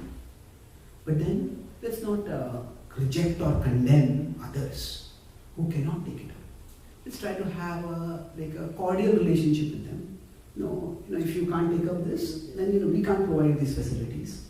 They can, nowadays with the internet, social spirituality, or spiritual connections are also being highly democratized. You can connect them with somebody somewhere else, and people can stay connected and grow. Thank you. Any other questions? Okay. Yes, Prabhu. Okay. So, Prabhu, many times I heard in past, devotees say more emphasis on, of course, that is most important thing, what Prabhupada says, but at the same time, some devotees talk things which may not Prabhupada have said directly. So, like what? So just as you said, like facilitation, so Prabhupada may not have said those things directly that we should... Prabhupada did say that. Prabhupada, for example, he would say, when businessmen addressing the businesses, I went to America with 40 rupees. Now I got temple worth 40 crore rupees. Doing business with Krishna is great business. You should also do that. It's facilitation. What has happened is that we have grown up with a particular image of Prabhupada. And we think this is what Prabhupada is and this is what being faithful to Prabhupada is. But Prabhupada is much bigger than our image of Prabhupada. So somehow, those, like in media, there are these clickbaits. Clickbait means you have sensationalistic headlines. And that attracts people to click and then you get more views. So something similar has happened in our movement also. There are clickbait quotes of Prabhupada. The most sensational, the most provocative, the most confrontational quotes of Prabhupada are often widely circulated. Prabhupada said scientists are rascals. Well, okay. Prabhupada said that on some occasions. But the first book that Srila Prabhupada wrote was easier to other planets. And that book was dedicated to not his Guru Maharaj, it was dedicated to the scientists of the world. I talked to Srila Maharaj personally, and Maharaj said that he asked Prabhupada in 1976, they were in the first Light conference. That Prabhupada, you said that you often refer to scientists as strongly negative words. Should we do that also? He said, no. You should be polite. You should be respectful to them. Be perfect gentlemen. So, Prabhupada is much, much bigger in the image of Prabhupada that we have. So, I would say yes. But having said that, if suppose somebody quotes something which Prabhupada has not, somebody makes a point which Prabhupada has not explicitly made, well, okay, is it fulfilling the purpose of Srila Prabhupada? That is the important thing. It is Falena Parichayate. Prabhupada himself said that. See, Prabhupada was there with us only for about 10 years after ISKCON. So, there's one thing which very significant. I was talking with one senior Prabhupada disciple, he said that there are a few things that Prabhupada could not set an example for us, or could not teach us. One was how to guide senior devotees. That means the senior most disciples of Srila Prabhupada are people who are 10 years in the movement. But if somebody has been 20 years, 30 years, 40 years in the movement, so can you expect them to follow instructions the way somebody who has been there for 1 or 2 years? There are letters of Srila Prabhupada where he says, now you are a senior man, I cannot instruct you, I can only give you suggestions. So Prabhupada doesn't indicate that. Another thing is that how do we deal with devotees who have children? How do we instruct? We have some images of Prabhupada teaching, engaging with Saraswati or teaching Sanskrit writing Sanskrit to some children. But devotees who are properly engaged in Grahastha life, there are practically very few in Prabhupada's times. The model was that Prabhupada spoke, for example, there was, I think, 2 devotees. Who was it? Gurudas Prabhu, and who did Gurudas Prabhu marry? Janaki. Yamuna. So Janaki was, that's also Maharaj. So anyway, they got married, and Prabhupada said that he said she is staying in one temple, she is doing seva service over there, he is staying in another temple, and he is doing service over there. Just see how dedicated they are. And then that became the model of how Grahastha should be. But they didn't have children. If they had children, would Prabhupada have appreciated the same thing? Like the mother and father staying in different places doing services and nobody there to take care of the children? No. So, Prabhupada sometimes said Krishna consciousness is common sense. Sometimes we just neglected common sense in the name of being dedicated in Krishna consciousness. There was Prabhupada emphasized distribution of books. Then one time in the temple, what happened was that there were young mothers with small children, and they were told, you just keep all the children, everybody in the temple, all devotees in the temple basically. So they said, you just keep your children with one caretaker in the temple, and all of you go out to distribute books. And there was this one devotee who wrote to Prabhupada. What happened was that the devotees were actually discouraged from writing to Prabhupada also. Prabhupada is so busy, he's writing books, why are you going to trouble him? Just ask us. That was the local temple authorities. That's what they said. Well, that is, in one sense it's fine, but even the local temple authorities are not that mature at that time. They're not even motivated, they're just not mature. And they wrote to Prabhupada, and Prabhupada said, I am surprised that you are leaving your children in someone else's care. They are not ordinary children, they are Vaikuntha children, they are sent by Krishna to us. Taking care of your children is more important than worshipping the deities, Prabhupada said. So, Krishna consciousness is also common sense. And yes, if Prabhupada has not given specific instruction about how to take care of children, Prabhupada will say taking care of children is earlier than Krishna consciousness. But yes, along with Krishna consciousness, there will be other responsibilities to take care of. Prabhupada set an example himself in 1922 when he met with Thakur. He said, if I had not been married, I would have immediately joined the mission. But I was married, I had a wife, I had a child. Renouncing now would be unfair. So Prabhupada, who was a Mahabhagavata, took care of his family responsibilities for almost 30 years after that. So yes, Prabhupada gave us a lot, and what we know about Prabhupada may be much lesser than what Prabhupada taught. And beyond that, Prabhupada gave us actually. Prabhupada was a very pragmatic person, very sound, sound level of common sense. Okay? Thank you. This is the last question. You want to add something? One question on Zoom as well. Okay. They can ask. Let me see. Yeah. Yes, ma'am. Let me see. So thank you very much for this wonderful class. The three things: rejection, complementation, facilitation. You discuss them from a, for a particular population. Somebody who's in counterculture, this may work. For somebody who is in a congregational setting, this will work, and so on.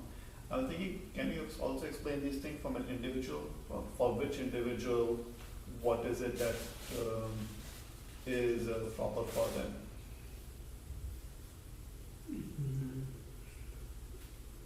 Well, which will work for which individual, and instead of say rejection, complementation, or facilitation.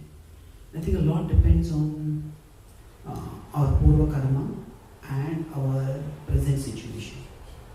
Some people are very spiritually inclined. Like if you see many of Srila Prabhupada's, not all, but many of them, they were actually searching for higher truth. They were searching around the world. It's not just Radhanath Maharaj journey home. Many of Prabhupada's disciples had already gone to India or gone toward the east in search of something higher. Haidari Prabhu, Kirtan Maharaj, and many others apart from that also. They were in search for truth. So they were already very spiritually inclined. And we have to see, at least I can say, I was not searching for God. God's devotees came searching for me. I was searching for some meaning and purpose in life, but it was not a spiritual search primarily. So we have to see what our particular interests are, what our particular focus is. And if our present interest is not Krishna, we don't have to feel guilty for that. Krishna has to be one interest in our life, but if it's not the sole interest, that will happen gradually. So if Krishna is our sole interest, not just intellectually I understand Krishna, but actually personally I think this is what is important in my life, what is most important in my life, then the rejection approach may work. But for most of us, the complementation approach. And the facilitation, if somebody is attending a Bhagavatam class, I don't think it's facilitation. And it's a very certain level of seriousness. They've gone beyond the facilitation. Yes, that now we as devotees may also provide some services for facilitation. Say for example, earlier I was talking about marriages. So now premarital counseling, marital counseling, that is what is being offered now.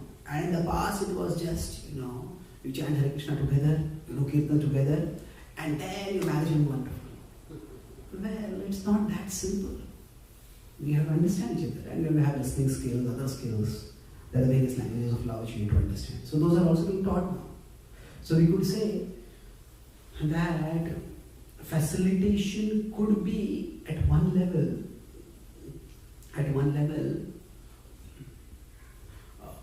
to facilitate what material goals people want to pursue, what are their personal ambitions are there. But facilitation at another level could also be that while devotees are practicing spiritual life as the main purpose of their life, but they will have other needs. How can those needs be addressed?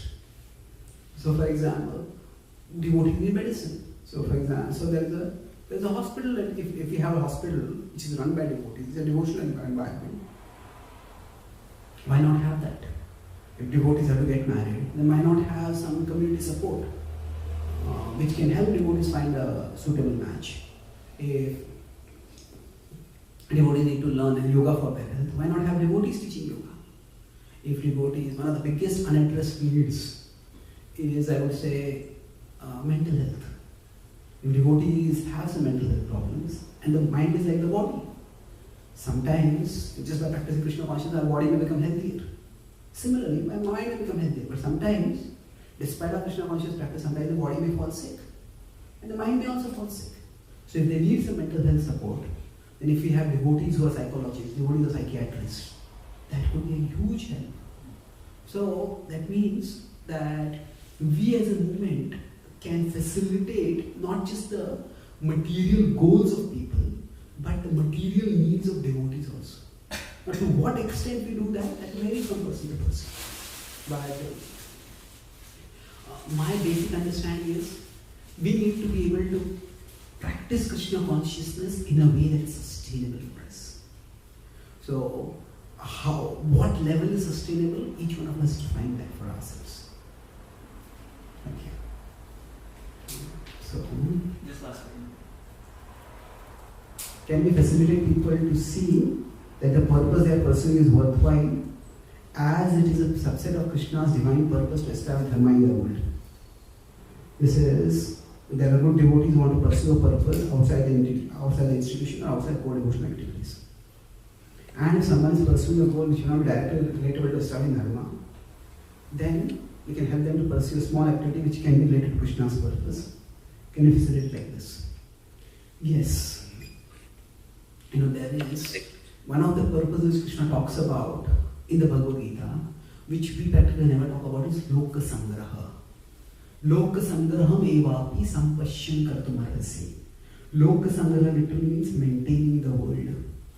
So Krishna says, Arjuna, you need to do your duty because you have to play your part in maintaining the world. This is 320 in the Gita.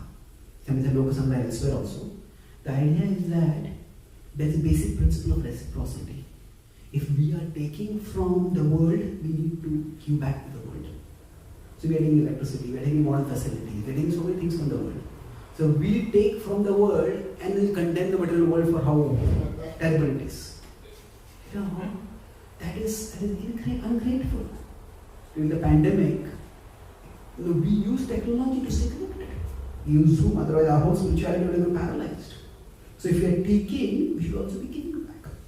So in the society, for its functioning, actually if we go out to parts of the world that are dysfunctional, material dysfunctional, it's very difficult to live.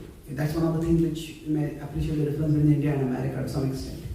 If a train is going to come at a particular time, it comes at a particular time. So things happen. Things are also becoming a little well organized. But the point is, this organization doesn't work automatically. It requires effort. For internet to work, for phone to work, for planes and cars to work, it requires effort, it requires dedication. So we are taking all the arrangements from the world. And we also have to play our part in the world. So if we are in a particular job, then we need to do our job well so that we contribute to Loka Sangraha. It is not just so that we can set an example for others where people become devotees. Yeah, that is there. But that is, you could say, an extrinsic purpose. Or devotees are also responsible and competent in their jobs, therefore others will become attracted to devotees. No, even if nobody was attracted to becoming a devotee, just we do our part well, we are contributing to Loka Sangraha. So yes, dharma at a basic level means order. So dharma and bhakti are not the same thing. When Yudhishthira Maharaj, he established dharma. It was not that everybody in his entire, when he became the Rajsuyagya, for example, it was not that everybody became a Krishna devotee. His own maternal uncle, his own father-in-law, Drupada, was a Shaivite. And he didn't force Drupada, I am the emperor, you have to start worshipping Krishna. No. In the same Mahabharata, where there is the Vishnu Sahasranam, there is also the Shiva Sahasranam. So, the idea is that Yudhishthira Maharaj focused on bringing about material order in society which was conducive for spirituality. And at what form of spirituality, what level of spirituality people will practice, that is up to them. If somebody was outright demoniac, he would stop them. So that is also a part of establishing dharma. So if somebody is doing activities which are tamasic, say somebody is peddling drugs, and they say that's my job. Well, that is not established, that is not Loka Sangraha. That is a Loka Viplava, you can say. It's destroying the worlds. So then a person may forget about that kind of job. as soon as possible. But even that may have to be done incrementally. It depends on what kind of somebody is running a non-vegetarian restaurant. That's been done. Somebody is a fisherman. What do you do at that time? Well, if they can't give it up immediately, in Chaitanya Charitamrita there's a story of the fisherman who caught Chaitanya Mahaprabhu. There's no condemnation of that fisherman over there. They don't even treat him as untouchable. When he's lost he's scared and he's lost, he slaps him. Slaps him means what? Slaps him, get out of stupor. That means he's not treating him as untouchable. So the idea is that, okay, somebody living on the coast, they may be fishermen, so what? At least it is said that he was a fisherman, but at night when he would feel afraid, he would chant Narasimha mantra. So that's appreciated. He was chanting Narasimha mantra and he was chanting Hare Krishna mantra. So the idea is that, yes, if somebody can be encouraged to do their duty responsibly, seeing that this is not just your duty, but this is ultimately Krishna's arrangement by you in this position, and do it as a service to Krishna. So karmanam abhyarcha. This is also another aspect of the Gita that we don't talk about. Work in a mood of worship. You think only we should worship and just finish your work as quickly as you can so that you can come and worship. Well, yes, that's good, but there are some people who may find their calling in their work. If somebody has such attraction towards science, a particular field in science, then they have not just attraction, they have talent, they have dedication. And maybe they can win some big awards and they can become prominent scientists in the world. And if at that time, this may take 10, 20, 30, 40 years for them. But if say if a future Nobel laureate scientist is a Hare Krishna devotee, practicing devotee, the amount of positive vibes that will lead to will be far more than if that person becomes a devotee and will make 100 people into devotees, 1,000 people into devotees. It's a different level. So if somebody is very attracted to a particular field, for most people, their studies and their jobs are just that, jobs. They're not their calling. But for somebody, it is their calling. Then you don't have to discourage that as a material. Let them pursue that, let them succeed in that, and through that they attract devotion. Prabhupada told George Harrison to sing songs. And initially, he tried to start singing all Krishna songs only, all spiritual songs. And it just didn't work. Because what happened was, in trying to have devotional songs, the quality of the music and the quality of the songs went down. And then he said, anti-preaching was happening. People were saying that, oh, he has lost his musical mojo because he joined a cult now. And he said that, if just to understand the situation, say, India's top cricket player is Virat Kohli. Say there's an India-Pakistan cricket match. And he gets out of 0 and India is badly beaten. And after the post-match there's conference. So imagine Virat Kohli has become a devotee. And then in the post-match conference he says, actually, cricket is all temporary. You should all chant Hare Krishna and be happy. The chant Hare Krishna and be happy is a valuable instruction. But at that time, if he says this, you cannot imagine anything which will do worse anti-preaching. So if a particular person is a cricketer, they have to excel as a cricketer. And then they say, okay, when I feel stressed, I chant this mantra. Oh, okay, I don't know how to write out. So the point is that even if somebody's profession is only something like sports, we say, what is the other Krishna's planet? No, that is what is influential in society. But see that this is a vibhuti of Krishna in today's world. Why is sports so popular? Why is entertainment so popular? Nothing can become attractive in the world unless there is a spark of Krishna's attractiveness in it. So if somebody within that world is even bringing a little bit of Krishna bhakti, then that will be good. So what happened was Joy Hasan came and met Prabhupada and he said, Swamiji, for every one person I am drawing toward Krishna, I seem to be drawing 10 people away from Krishna, pushing 10 people away from Krishna. So then Prabhupada said, use your common sense.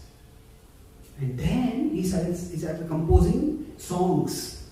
Like the early songs he was composing. You could say mundane songs. But then in between he would start bringing a little spirituality in it. So people started thinking, he had joined that cult or something, now he's left the cult. Now he's come back. The real George Hansen has come back now. And then in between had to bring some Krishna, some spiritual themes. People get attracted by that. So I'd say that how to do this is something which has to be intelligently understood, intelligently explained, and intelligently applied. Thank you very much. Prantaraj Srimad Bhagavatam ki, Charan. Srila Prabhupada ki, Charan. Gaura Bhaktivinoda ki, Charan. Gaura Premanand.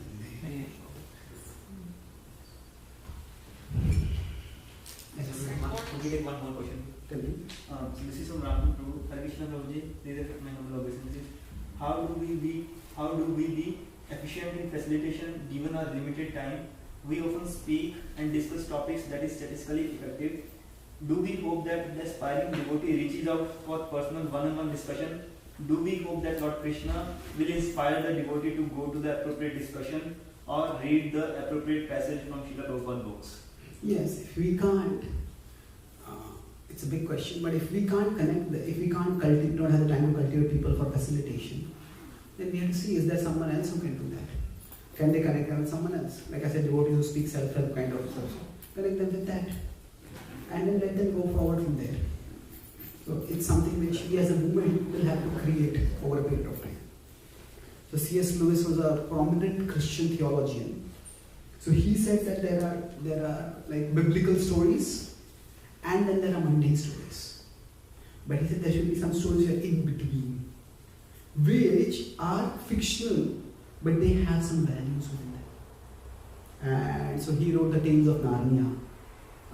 Tales of Narnia are fantastic. They are very widely read among kids even now. But in that, the lion that actually represents Jesus and his final self-sacrifice represents the Jesus sacrifice. So these are at a different level. Those who read Tales of Narnia, they just read and enjoy the tale. If somebody wants to know the symbolic significance, they learn a little bit more. So that kind of entertainment, people have a need for entertainment. Krishna says, Yukta Viharasya. The Yukta can mean regulated. Yukta is also a variant of yoga. That means connected. Connected. So that means entertainment can also be connected with Krishna. Now how to do that? That varies from person to person. Now people who are interested in entertainment, what do we do for them? They say, all entertainment is Maya. Well, okay. But they have a need for entertainment. They say, oh, just come and hear Bhagavatam class. That's not entertaining. So you are in Maya. Well, okay, I'm in Maya. What do I do now? And so we have to facilitate for them.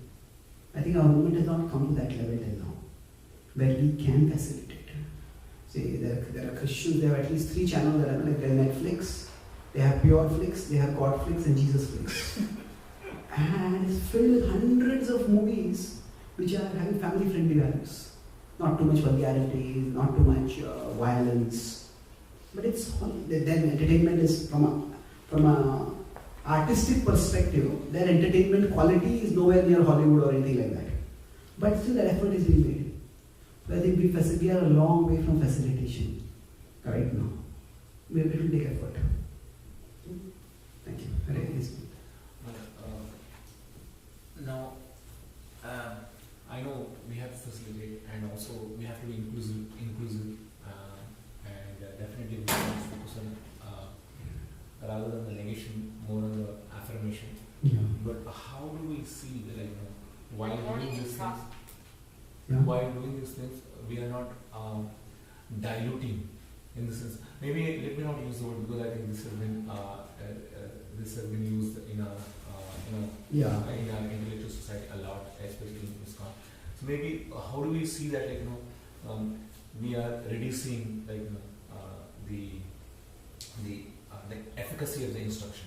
So for instance, let's say if you keep on saying that yes, we whatever you're doing is good. Now in this audience where we have most of them are practicing now, and at this for this kind of audience or when we give general message, so don't we give the message what is there said in the scripture, or do we have to still present it in a way that it can be based on the audience how they can. Good question. So, and one corollary addendum to this one is that now one thing what will happen, for instance, let's say the standards, if you don't keep it high, okay, if you always keep it low, then what will happen, all other people who might cross it much higher, they will feel that other carols or the low, so why do I actually have to aspire for more? So how do we, I know it's a matter of balance and maybe that's a good point. That's two good points. That we may dilute the standards or dilute the teachings in the name of reaching out to new people. But then for those who are serious, might we dilute for them also? And we might actually make the goal itself lower and nobody aspire for something higher in their lives. Yes, that's definitely possible. And there are safeguards for that.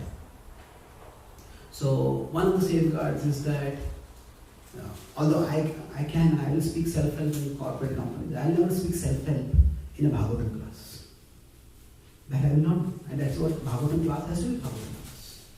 In Bhakti Shastri, Bhakti Vaibhav, we should not be teaching self-help over there. We should be teaching scripture directly. And that is a significant point, that there are people who are interested in scripture directly also. One of my friends is a Tamil Brahmin, and he says that he's joined some Tamil Bhagavata class, which is conducted by a Sri Vaishnava teacher. And they have a class of about 2 hours every week, and they have around 1,000 people joining from all over. It's straight Bhagavad Gita. You know, what does this word mean? It's like Acharya's commentaries we have. What does this word mean? What does this word mean? As to be in ISKCON, we don't have 1,000 people who will be interested in Acharya's commentaries. Serious study of the Bhagavad Gita. And so there are people who are interested in direct study of scripture also. So my understanding is that the focus of my point is that give people what they need. And if people are interested in serious Krishna Katha, we should give them serious Krishna Katha. As if we take somebody for a Vrindavan Yatra, and if they are interested enough to come to Vrindavan, that time we don't know you self-help. But speak about Krishna at that point. So giving people what they need means recognizing where they are. And yet we definitely have to have pathway. So if we consider the 9 stages of Bhakti, Adho, Shraddha, Sadhu, Sangha, Bhajana, Kriya, Anatha, Nivritti.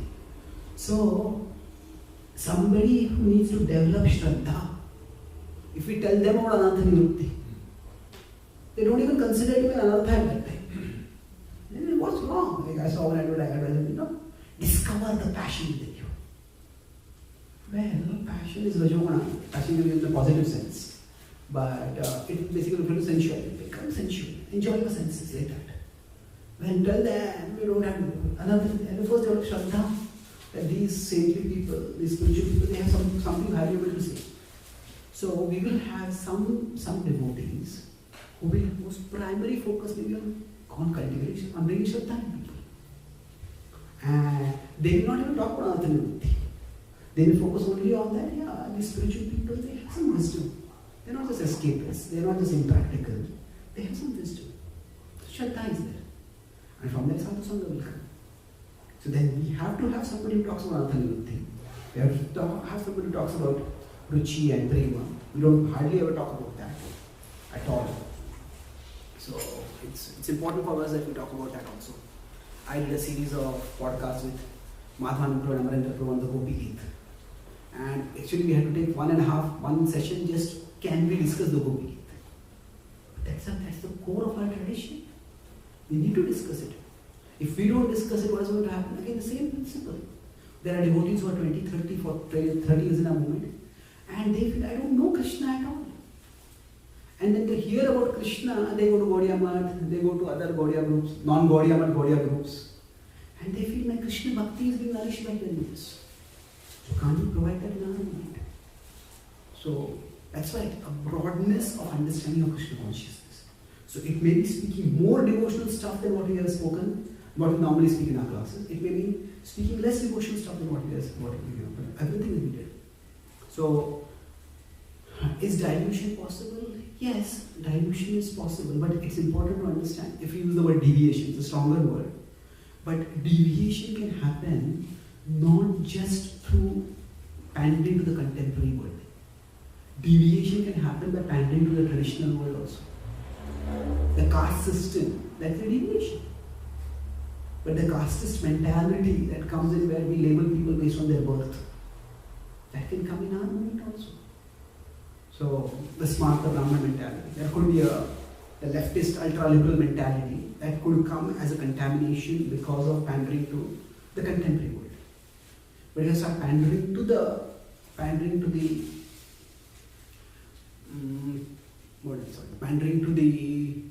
smarta world, then we may actually end up deviating. I know there are devotees who feel that, who have spent a lot of time in India, and especially associated traditional groups, and they say actually if somebody is not born in a Brahmana family, they cannot be a guru.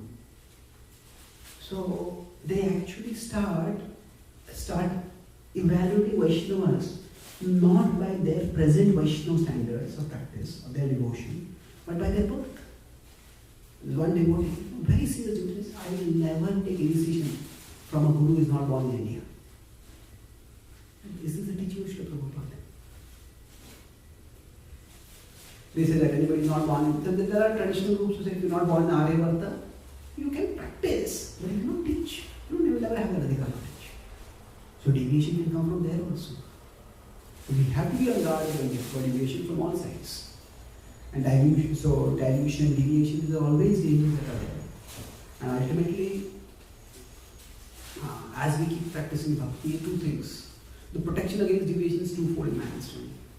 We need to come to at least a Satvaguna balance connect with Krishna in our heart, so that our Viveka Buddhi becomes strong. And second is, we maintain Guhya Matra Vichite. We have open relationship with devotees. So that if we are doing something wrong, those devotees should be able to speak to us. And we can also share our heart without having to be defensive. This is what I am thinking, this is what I am doing. Does it make sense to me? Or do you have some concern about it? So if we do those things, we practice, we try not just chant a large number of songs, that's good. But we overall try to come at least to Prabhupada said in the Nectar of Instruction Introduction, once you come to the word of goodness, how to advance further in the revealing. So that can be revealed from the within by Paramatma, the Dhamma Buddhi Yogantam, or that can be revealed by Paramatma through the association of devotees. So if you do those two things, be open to feedback from other devotees and try to connect with Krishna in the heart, then you will stay safe. But then sometimes what happens is, in the name of thinking that I am following purely,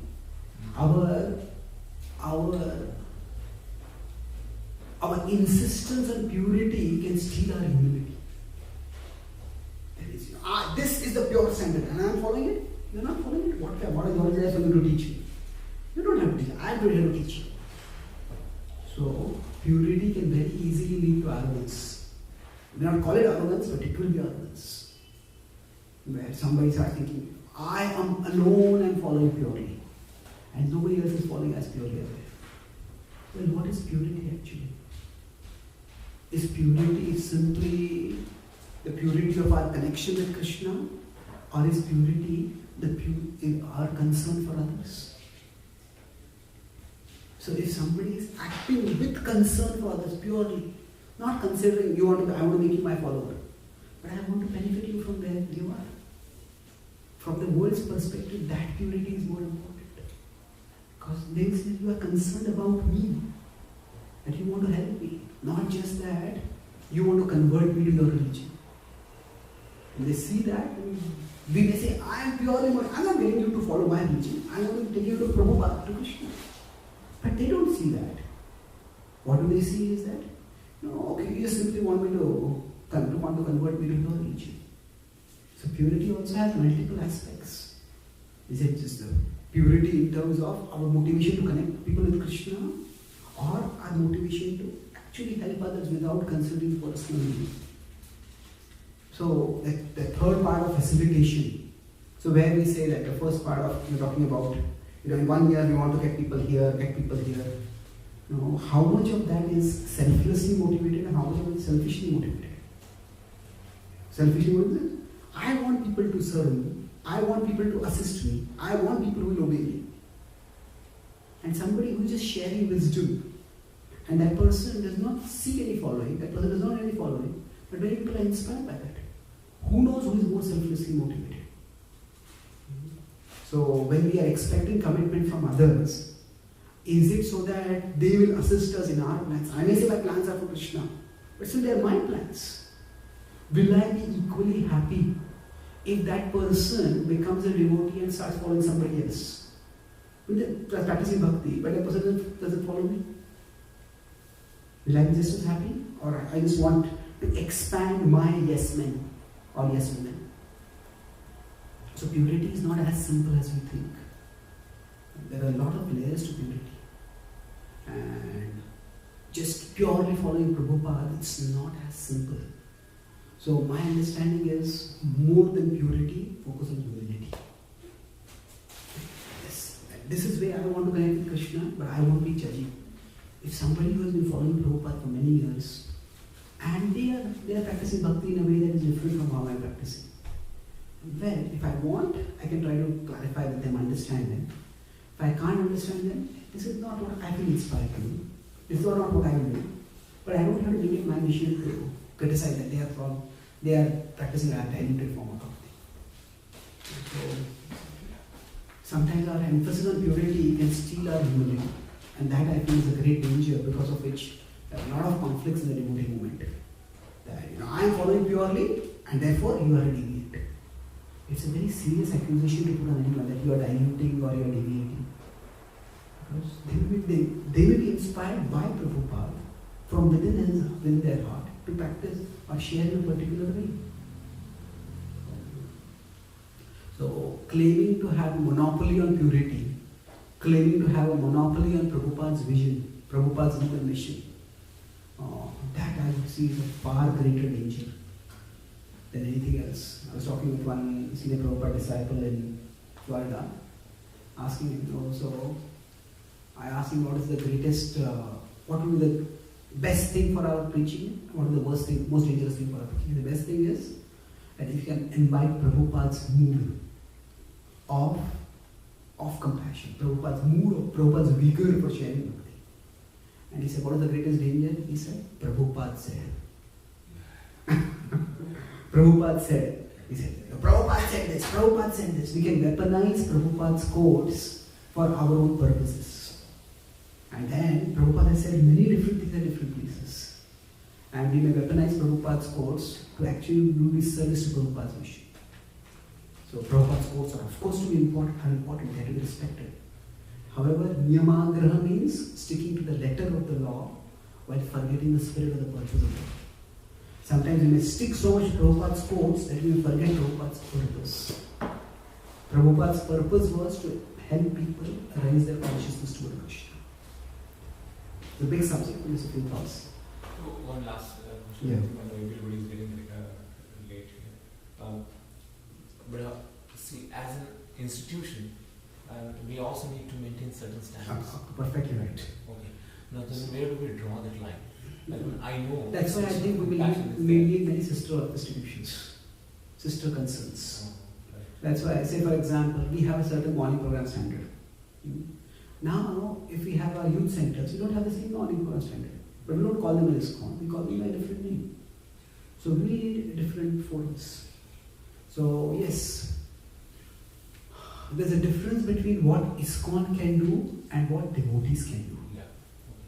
So ISKCON, as if somebody is an office bearer of ISKCON and they are speaking in ISKCON capacity, like I know a couple of devotees in India, they are very much into Hindutva. And there are valid concerns. There are extremist groups from various religious traditions who are becoming very aggressive. So they are active in social media. But what we, as a part of this community, told them is that if you are going to have that kind of posts on your social media, don't mention your ISKCON connection. Don't say that you're ISKCON vice president or ISKCON temple vice president and you're posting this. That's your personal interest, do that. But don't highlight your ISKCON connection with it. So devotees are individuals, and as individuals, devotees may be inspired to do many things. And we cannot legislate inspiration. But what all ISKCON can do, that is open to question. So for example, now one of the biggest levels of Western outreach that's happening is through yoga. Now maybe 5-10 years ago, the idea of having yoga classes inside temples would have been considered sacrilegious. But now we are having temples which are like multi-dimensional. There's a temple and there are other things in the temple. So in a temple, in the temple premises, can we have a yoga studio? Why not? We don't want to teach yogasanas inside the temple hall in front of the ladies. But does that mean we can't teach them elsewhere? So that is a slightly dicey question. But what is happening is that at least devotees are looking at it, they are able to connect people with Krishna. So, we need to differentiate between, one of my devotee friends says that the difference between ISKCON and the Hare Krishna movement. He said that the Hare Krishna movement is much bigger than ISKCON. In that sense, that there are many devotees who may be inspired individually to practice things, and they will be doing things which are not exactly affiliated with ISKCON, but they are broadly inspired by the principle of ISKCON. Most of the churches, there's one Catholic who wrote a book, and in Christianity they have the idea of the lost sheep. The sheep get lost, and Jesus is the shepherd who gets the sheep back. So he's written a book called The Lost Shepherd. So he said that many of the pastors and the popes, they are themselves lost, they don't understand Catholicism properly.